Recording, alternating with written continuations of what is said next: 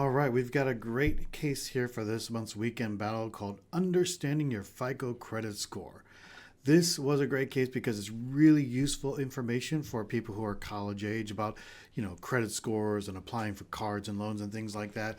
But it's also a very challenging case. So come along with me and let's see how to solve it. Level 1, for the given borrower IDs and using the data on the borrower data tab, how many of the 15 factors have numeric values? So that's talking about all the information that's on this tab here, the borrower data tab.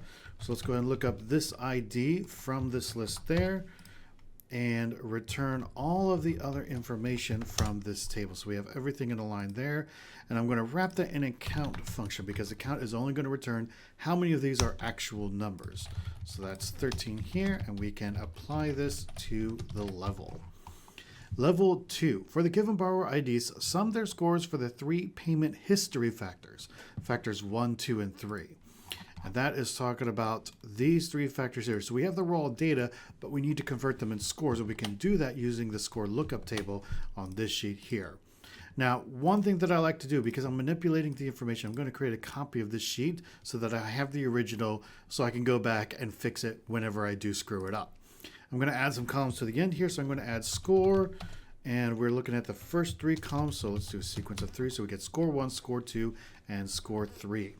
Now to do these, I am going to XLOOKUP the data within the relevant score lookup table, so that's this table up here, return the score for that data, and because we're dealing with ranges, I can't zoom in as I'm editing, but because we're dealing with ranges, for example, 0, 2, 5, if I get like a 1 or a 2, I want to go back to that row with the 0. So I'm going to set a match mode of -1, which is going to give me the exact match or the next smaller item. This will work with text, by the way, because the NA text is already in that table. So that's going to give me the value for the first one. Let's go ahead and do the same for the next 2. So this table here, return these corresponding values, match mode of -1, and then the third table. Here, return these, match mode of -1. There we go. Now, before I answer the question, let me go ahead and apply those to all of the borrowers. And now I could just go ahead and XLOOKUP that borrower ID from the first column in this table, return the 3 columns that I just created. In fact, let's go ahead and take this formula and put it over here to the side. So that's going to bring up these 3 items here, sum them together, so you get the answer for this level. There we go. Level 3, for the given borrower IDs, calculate the total FICO score by sum of the scores from all 15 factors. Whew, all right, so we just did it for those 3 factors. Now we got to do it for the rest. So let me go ahead and change this sequence to 15. So we're going to deal with all 15. And then we're going to do the same process for the remaining factors. So this is 4. This is 5.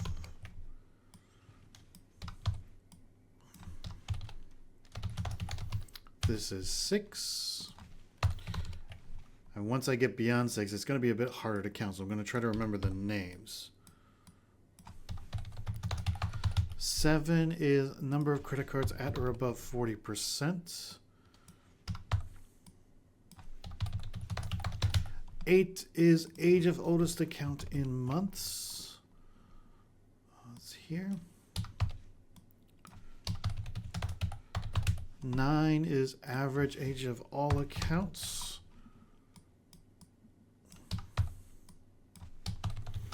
Now, one tricky thing is you got to make sure you watch where you're selecting, because I have done this a number of times where I select the wrong rows. Number of inquiries in the last 12 months. 11 is number of months since most recent inquiry. You also got to watch where you're locking too. So what you're noticing is I am not locking the cell in this table because I plan to copy and paste down just like I did with the previous level. But I am locking these cells because as I'm copying and pasting down, I don't actually want these ranges to move. And I forgot the actual lookup value. Oops, there we go. Score 13, number of credit cards with a balance above 0.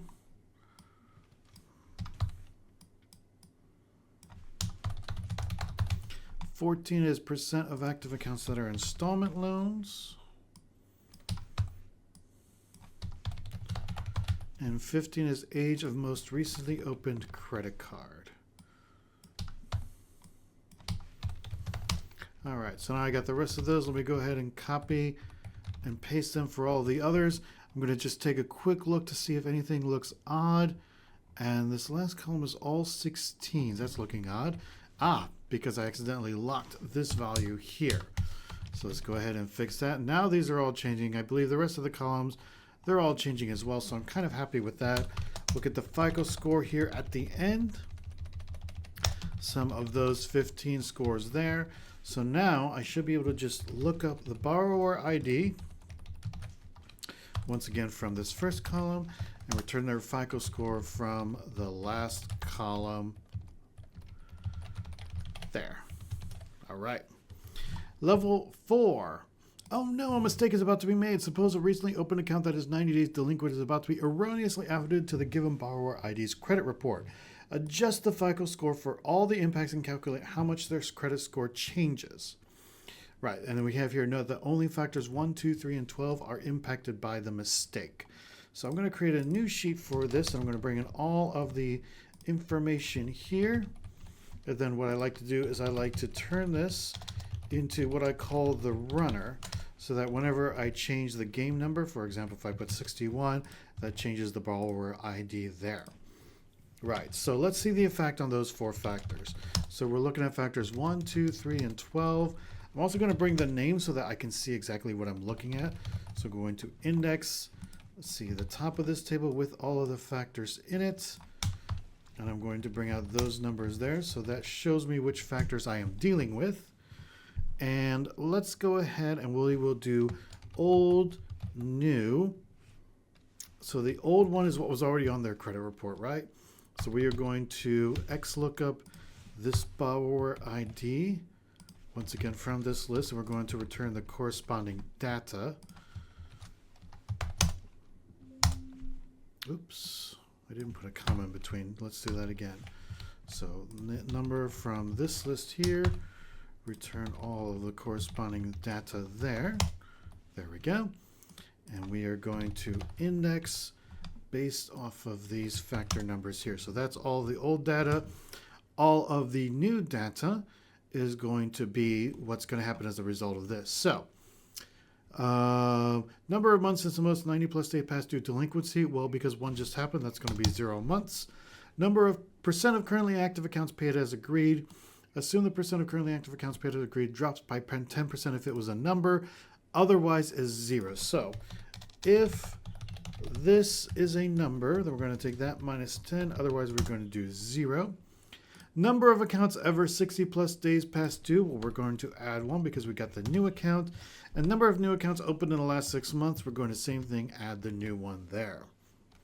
Right, so let's figure out what the old score would be and what the new score would be based off of these factors. So the old score, I am going to XLOOKUP both of these values in factor 1 table. I'm going to look up both, so that saves me time putting these formulas in. Once again, match mode of -1. We'll do the same thing for the rest of these. So this is table 2. This is table 3. And this is table 12. Number of new accounts opened in the last 6 months. Number of new accounts opened in the last 6 months. That's this one here. There we go. And then we'll find the difference, which is going to be the new scores minus the old scores. The total difference here is going to be a drop of 103 points, which does match our example answer there. So let's go ahead and apply this model to all of the other games here. There we go. Level 5. The borrowers have been wanting to improve their credit scores. Hooray! The given data shows for a borrower how many steps they have improved a given factor. One step is a move from one level of a score lookup table to the next highest level, always to better scores. Calculate the given borrower's new FICO scores based on the given number of steps and which factor is improved. Sometimes a step increase may result in a level outside the lookup table. In these cases, use the maximum score. Okay, so Now we're not just dealing with like the actual things that happened. We're dealing with steps, right? So we have a step increase of 2. So let me once again put this in a new sheet, bring all of the relevant information, whoops, there we go, into the sheet there. G to I are the columns that we're dealing with. And then we are going to deal with just the one factor, but we're going to have changes. So let's do the old and new columns again. And we're going to deal with the step, but we're also going to deal with the score because the score is going to determine the step. And what they mean by step is you see here in this table, you have all of these steps within the table. So we can look up the old score in that table that we had. So let's go ahead and look up this. Actually, no, we're going to deal with a two-way lookup. So let's do a two-way lookup. I'm going to use my index function for that. I'm going to base it off of this score table here. The row is going to be matching the borrower numbers. So let's go ahead and, no, X match. There we go. X match this borrower number from the list here. Now, one thing I'm also going to do is, not yet, I know. This is the same sheet we're working in. Excel does like to put the reference of the same sheet in the formula. I'm going to take that back out. So that's the row number, and then the column number is going to be the factor we're looking at. So we're looking at a factor of 1. Once again, I'm going to take this sheet reference out. So we see our old score was 51, which matches the example there. Now, what step is that old score? Well, that's going to depend on what order it is in the table. And I think to do this, I'm going to manipulate this information now. So let me copy this onto a new sheet here. And I'm just going to put like a combined table of all the steps. So we're looking at 15 factors. I'm going to put those at the top there. And then what I'm going to do for each of these factors is I'm going to sort the scores here in negative or descending order. So largest at the top, smallest at the bottom. So let's go ahead and do the same thing for that. I'm going to do the same thing for all of these. So this table here. 5 is this table there. 6 is this table here. Now at this point, I'm going to have to start remember which tables I'm looking at. So this is credit cards utilized at or above 40%. This is age of oldest account in months. This is number of inquiries in the last 12 months. This is number of months since most recent inquiry. This is number of new accounts in the last 6 months. This is number of credit cards with a balance. After that, we have percent of active accounts that are installment loans. We have age of most recently opened credit card. There we go. Oh, I'm missing one because I think that was the last one. Yep. All right, let's see what I'm looking at. So I'm going to check my ranges now. That ends in 7, 10 to 16, 19 to 22, 25, 31, 34, 39, 42, 47, 50, 55, 58, 62, 71. Okay, there's where you see that's a much bigger jump than I am expecting. So if I move these over, is that going to keep the references? That does. Okay, so 62. So the next one should start at 65. So that means I must have missed this table here. Yep, there we go. And that one's only got 4, so we could definitely tell that one's different than all the rest. So we're looking at a total of maximum 7 steps. So let's go ahead and put 7 in there. And now I can go back and find out which step this score is in. So to do that, we are going to X match this score based off the first column. So I'm going to choose calls from this table I've just created. The column number is going to be based on the factor that's been updated. Once again, I'm going to delete that. And then the X match should tell me which position that's in. So that was step 4, which if I look over here, column 1, step 4, 51, yes. All right, now we can figure out the new information. So we're going to increase this by 2. So let's do this minus 2. Now remember, it can't go above the highest number. So I'm also going to add a max of 1 so that if it ever, let's say, goes to 0, it's going to return a 1. And now the score for that is going to be a two-way lookup on that table. So let's go ahead and index this lookup table, starting with the row number, which is the step number. So our new step number here is 2. And then the column number is going to be the factor number, which is the one from this game there. There we go. So our new score is 79. If I take a look at the difference, new minus old there, -2, 28. And then FICO. So the old FICO, we can look up in that large table first from the borrower ID. Look up the FICO score there. The new FICO score is going to be this plus the difference in the two scores. I get 607, they get 607, and that should help me fill out the answers for the rest of this level. There we go. Excellent. Level 6. To understand more about how to improve a FICO score, you are given detailed data on up to 5 credit cards per borrower. First, calculate factors 2, 4, 6, and 7 based on the given data. Then calculate the new FICO score, assuming the borrowers make all the minimum payments. So we got to calculate the effects twice. What are the given borrowers' new FICO scores after making the minimum payments on all the cards? All right, so let's bring this information over to a new sheet. There we go. Get my runner set up. We're going to this is column double A. And that's all of our information. Now, one thing to keep in mind is in the example, there is no 5th card. And over here, when there's no information coming back from the lookup, it's going to return numbers of 0. So we're going to have to be careful in how we handle these as we're doing this level. So we are looking at these 4 factors here, 2, 4, 6, and 7. So let's go ahead and add that in. So factor 2, 4, 6, 7. I'm going to bring the name out again. So let's go ahead and index the names of these factors so that I know exactly what I'm looking at. Once again, let me delete the sheet reference there.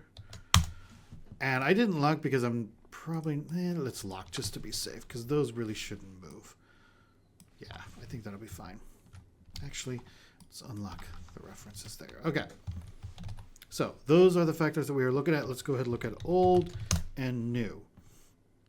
Let me bring out this data so I can see it. Let me add that in. So card, we're looking at 5 cards there. And the information we're looking at is this 4 here. And what I'm going to do is I'm going to wrap this information in rows of 4. So that way it's all easy enough for me to see in a laid out format. So how many currently active accounts are paid as agreed? Well, those are the ones that are labeled here as current. So we're looking at a percent. So we're going to look at current compared to overall cards. So we're going to count how many of these are current. And remember, if we don't have a card, Excel is going to return that as 0. So I'm going to divide that over how many of these are not 0. So we get 50%. The information in our lookup tables are full numbers, not percents. So I'm just going to take that number and multiply it by 100 there. Overall utilization on active or not closed credit cards. So the utilization is balance over the credit limit. So let's go ahead and sum the balance and divide that by the sum of the credit limits. There we go. And that, once again, we're going to multiply by 100. Highest utilization on any one active credit card. Now we're going to have to do this twice. So we're going to old utilization. So the old utilization is the balance divided by the credit limit. Once again, the 0 is going to give us an error. So let's just do an if error 0 there. So we're going to take the maximum of these old utilizations, once again multiplying by 100. Number of credit cards utilized greater than or equal to 40%. So we can just simply count how many of these are greater than or equal to 40%. There we go, 2 cards there. Now let's figure it out after we made all the minimum payments. So currently active accounts paid as agreed, that's going to be all of them, so that's fine. Overall utilization on active, not closed credit cards. Well, let's get the new balance first. So the new balance is going to be the old balance minus the minimum payments, which we have just made. So the overall utilization should be total of the new balance divided by the total of the credit limits there. Once again, multiply by 100. Highest utilization on any one active credit card. Okay, new utilization. Balance divided by credit limit. Also add, if that's an error, return 0. So max of these times 100. A number of credit cards utilized greater than or equal to 40%. We'll do the same thing. Count if how many of these are greater than or equal to 40%. There we go. So that is bringing out all of the effects here. So let's see how these apply to the score. So let's do old and new score there. Now to do this, I'm going to do just like what I did. I'm going to XLOOKUP both of these factors in the lookup table. So this is factor 2. So I'm going to look up table 2, return with a match mode of -1. This is factor 4. This is factor 6. 1, 2, 3, 4, 5, 6. And this is factor 7. 1, 2, 3, 4, 5, 6, 7. Oops. There we go. So there we have the scores, the difference, new minus old. Total difference in scores is going to be 59 there. Compare that with the old FICO score. So we're going to take the old FICO score plus the difference. We'll get a new score of 799, which matches our example. So, oops. Let's go ahead and apply these to all of the cases there. And finally, level 7. Now our borrowers can make payments beyond the minimum monthly payments. Following the instructions of level 6, assume that any excess budget available after making the minimum payments is used to pay down the balances. Start with the highest balance card and then proceed to pay off the balances until the budget is used up. What are the given borrower's new FICO scores after making the calculated payments on all cards? So this is the same as number 6, except we have this excess budget that we can use to continue paying down our balances, right? So I'm going to make a new sheet for L7, but keep in mind I'm going to bring in a lot of the stuff that we just did from level 6. So let's first do our runner here. We're going to go now to column A, B. Oops, I put an underscore in there. There we go. All right, let's see what we can bring in from our previous model. So let's start with this card information there. Now, some of these are going to be shifted because I have this extra budget column, right? So let's shift these headers like that. Let's shift the wrap rows like this. Okay, and then one more thing I'm going to do is I'm going to now sort this from highest balance to lowest because that's going to determine which cards get their payments first, right?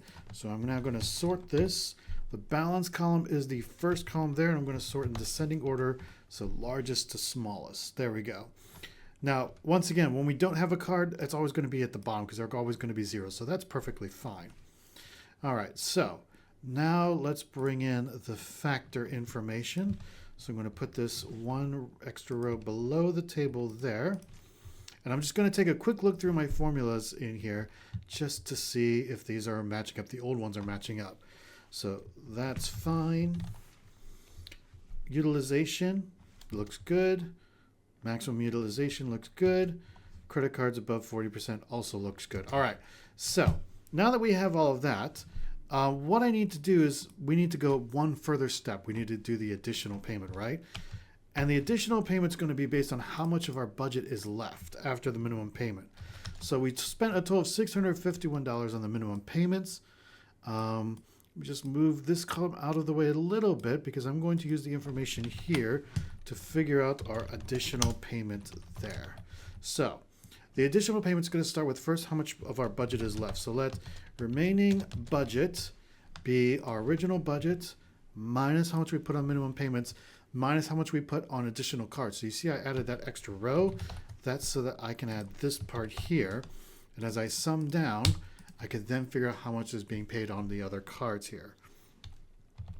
Balance is going to be this cell right next to me here. And the payment is going to be the lowest of how much is left or how much is the balance, but also being sure not to go below 0. We really shouldn't go below 0, but I'm going to add that in here just in case. So This part's going to make sure we don't go below 0. And we're going to have the minimum of the remaining budget or the balance on that card. So here we are going to pay the rest of the largest card off. And if I add the rest down here, we got $57 on our second card. None on the remaining ones because I believe that, yep, $3,500 is using up all of the budget. Now our new utilization, whoops, I need to add the final balance here. Final balance is going to be the new balance minus the additional payment there. That is our final balance on these cards. So the new utilization is going to be based off of the final balance there. Right, now let me check the formulas once again. I'm going to check the new column. Yep, that's going to be 100. Overall utilization is going to be based on the final balance here.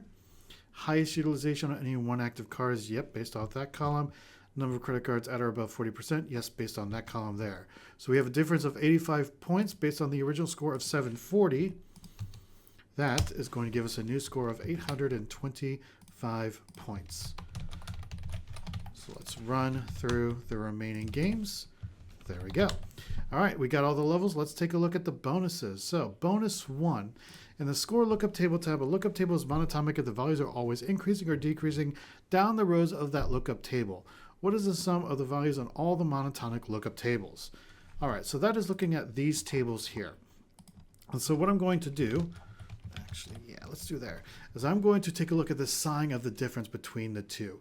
So I'm going to look at the sign from these values here. Oh, yay, merge cells. Minus the values that are up above it there. There we go. Now, if it's negative, that means the number is it decreasing? No, yeah, it's decreasing. If it's positive, the number is increasing. But some of these I don't want to look at. So let's just say if the number above, if that cell above is blank, then leave it as blank. Otherwise, let's take a look at the sign there. Well, no, that didn't do anything. Okay, well, I guess we'll just have to do that manually then. What if I do the length of that is 0? Oh, I got to do the whole range. That's why. There we go. So now it's much easier to see, although we're getting this number at the bottom here. Yeah, okay. Guess we'll just have to do it pretty much manually. I tried to make it a shortcut, but it didn't work. So what I'm going to do is I'm going to sum whenever those signs are the same. So here we're going down the back up. We're not summing down the back up. This is all going down, so we'll sum those together. This is going up and then down, down then up and then down, up and then down, all up here, so we'll sum those, all up there, so we'll sum those, all down, down and up, all down, up and down, down and up, down and up. So I believe we just need to sum those numbers together. We get a score of 809. Bonus 2. Suppose a borrower gets the second best value in each of the 15 categories. What would their FICO score be? Well, fortunately, we did this manipulation up here where we got all of these in their proper tiers. So I'm just going to sum everything in the second tier to get their score. Bonus 3. Find the factor 1 to 15 with the highest variance in scores across all 1,000 borrowers using var.p. What is the sum of all 1,000 borrower scores within that factor? All right, so to figure out which one has the highest variance, I am going to use a to-call function here, looking at all of these, and then the formula I'm going to use, not to-call, by call. There we go. The function I'm going to use is var.p there. So that's going to give us all of the variances here. So I'm going to see which one is the max. So does that equal to max of all that? This one is the maximum, 686.2. And so let me just check the question. I believe it was sum. Yes, what is the sum of all the data? 67,882. Bonus 4, calculate the FICO score for all 1,000 borrowers. What is the average FICO score round to the nearest integer? Great news, we already did pretty much that. So we're going to round the average of all of these scores to 0 decimal places. And finally, bonus 5. In level 7, suppose the borrowers make minimum payments, then starting with the highest balance credit cards and pay off each credit card until its balance is 39% of the limit, and then they pay off the rest of the balances. So we're having an additional step where they're going to, before they make this additional payment, they're going to get all the credit cards down to 39%. So let me go ahead and copy this for my bonus 5. And let's see if we can add that additional step in there. So let's go ahead and take all of these, add insert columns in there just like that. Right, so now what I want to do is let's get target balance. So the target balance is going to be the credit limit times 39% there, right? And then payment to target is going to be, I think it's going to be this function here pretty much. Except I don't want to pay off the entire balance. I want to pay off the target balance. So let's just copy this first. And let's change this from balance to target balance and set target balance to that cell there. Right. I think that should do it. Let's see. Target balance into that. Now, what I want to check is I don't think this one has a case where the target balance is higher. Oh, it does here. But we don't have the money to... Do we have the money to make that payment? Let me see here. This is getting us to 2007. Oh, we do have that case. All right, yeah. So here the target balance is it's lower than the new balance. So we should be making an $8 payment. Let me just see here. Oh, we got to bring that over. That was probably what was happening. There we go. Yep. Target balance. But we shouldn't be paying that. We should be paying to get there. So the target balance should be the new balance minus. That should be the payment. There we go. So we're paying $8 to get that down to $3.90. We don't have to make a payment here because it's already below the target balance. So we have paid that much in total to get to that target balance. Now, let's do new balance again. So that would be our new balance here minus a payment to target. And then we can finally do the additional payment. So the additional payment is going to be whatever is the remaining budget. So it's this number minus the minimum payment, minus the payments we made to get to the target, minus what we had to do to get up there. Right. The balance is going to be the new balance over here from this cell. And now we just need to figure out the payment to get to that balance, which should be that. So we only have 1,812. And if we take a look here, yep, we made all the balance payments, as we could. All right, so now let's see if this works when I look at this. So these formulas should be fine. Let's take a look at the new formulas here. So that is overall utilization, new utilization there. One thing that's concerning though is that's 39.8%, which if I did my formulas right, that should have only go down to 39 even, right? So let's see why that is happening here. And credit limit times 39% is our target that we are aiming for. This is the balance that we had before getting to that. So we made the minimum payments. That's the minimum balance. And then we needed to pay $8 to get to the rest. Let me just check this one. Remaining budget was this minus the payments minus, oh, this should be over here. Let's see if that fixed it. That did not. We're still at 39.8%. Okay. So let's see here. That got the balance down to 1950. Got the balance down to 293. This did get the balance down to 390. Oh, this number is wrong. Aha. That's why that's wrong. That should be the new balance minus the additional payment.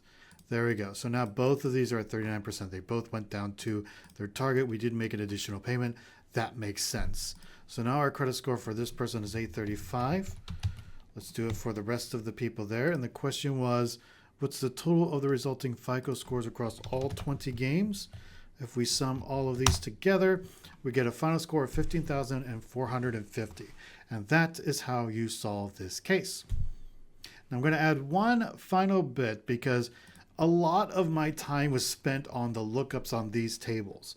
And there is a shortcut. I'm only going to show a little part of the shortcut, and then perhaps you can figure out the rest. But there is a way that we can label these tables accordingly. So what I'm going to do is I'm going to do if error, and I'm going to xmatch this label across the labels on our borrower data. So that's these labels up here. Now, if that doesn't match, then what I'm going to do is I'm going to bring up the cell just above it. And what that will do, see, we know this is table 1. And if I go down here, we can see it's going to change for each table. Table 2, table 3, table 4, table 5. What you can do then is you could do a nice little filter statement to filter out only that specific table. And if you want to do your lookups on the borrower data tab, you can use that filter function to only pull out a single table. So you don't have to go back and forth and doing a lot of clicking. I'll leave that for you if you want to explore that. But I hope you enjoyed this video. I hope you learned a little bit from it, and I hope you improve as we move on to our next battle.